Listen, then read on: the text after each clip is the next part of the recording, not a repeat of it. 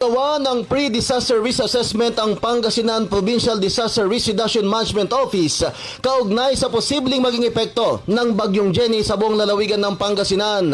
Layunin ng assessment na ito ay upang makapaghanda at mapag-usapan na makawani ng lalawigan ng Pangasinan ang mga dapat gawin na posibleng maging epekto na nasabing bagyo sa lalawigan. Samantala, sa naging panayam ng IFM Dagupan kay Pag-asa Dagupan sa Chief Meteorologist Engineer Jose Estrada Jr., sinabi nito na bagamat walang direktang epekto ang bagyo, ay patuloy pa rin ang epekto ng habagat o southwest monsoon sa buong lalawigan ng Pangasinan.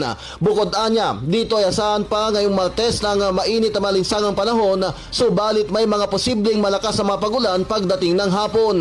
Huwag magpagampante anya dahil dito at magdala ng anumang klaseng pananggalang sa ulan.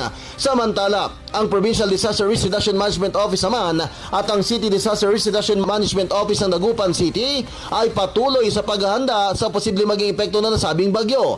Inihanda na din ang posibleng gagamitin sa pag-rescue kung may mga ngailangan sa mga taga-probinsya ng Pangasinan. Kasama na dito sa IFM Dagupan, ito si Idol Bad Sagtalaw, Tatak, RMN.